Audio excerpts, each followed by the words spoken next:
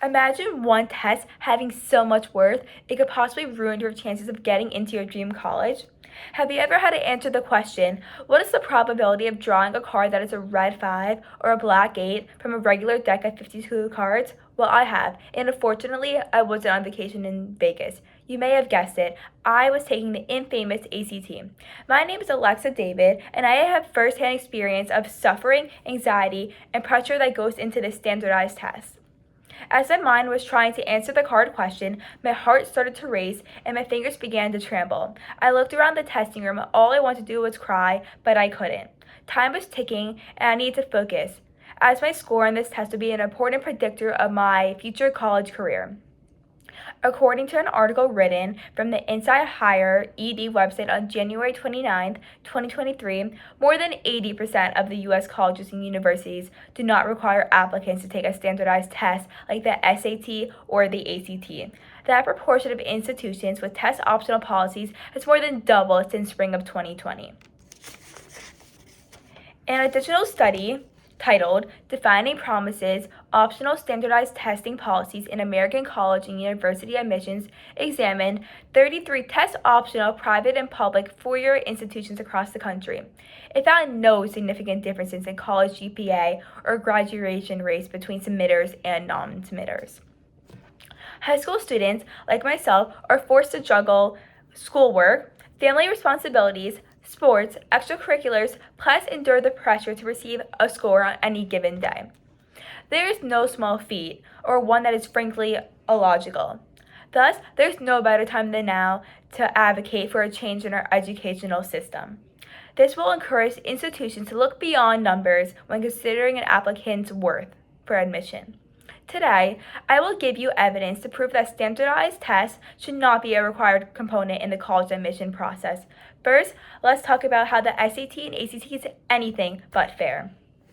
Well-rounded, high-achieving students with near-perfect GPAs who have logged hundreds of hours for volunteer work and have many extracurriculars are not getting into their dream colleges solely because of the SAT or the ACT.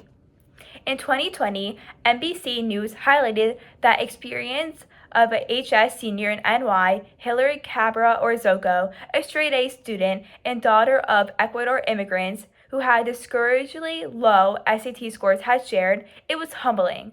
I worked hard throughout all my years in high school, and then one test will determine if I'm good enough for a school.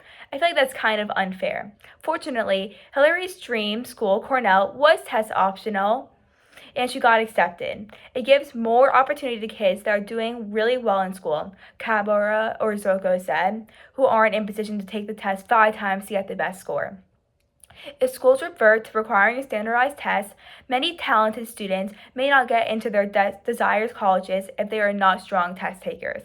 This also raises a concern that variances in socioeconomics exist if some students can or cannot pay for tutoring or test prep.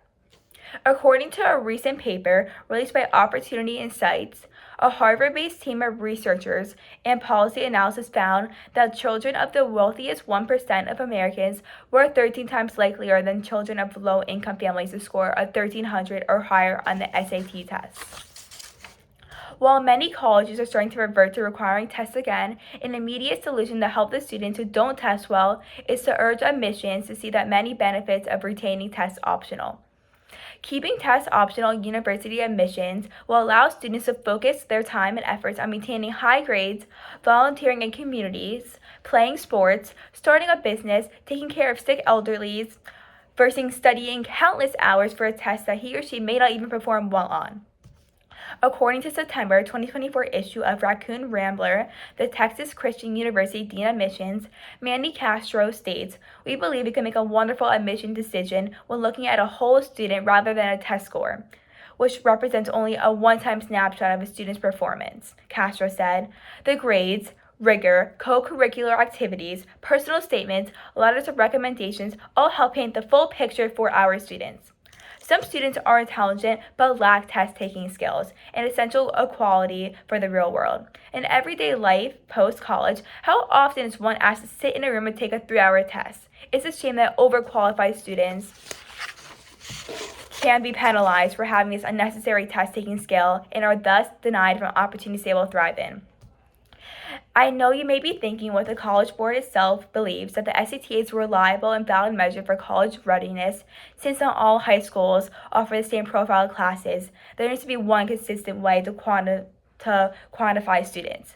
Some universities recently argued that standardized test scores do matter and they are predicted for GPAs in colleges and thus are predicted for securing post-graduation jobs. However, how should a 3-hour test on any given day hold so much weight? This can't possibly overlook countless years of studying, volunteering, learning to be a community leader, nor can it take precedence above someone's character.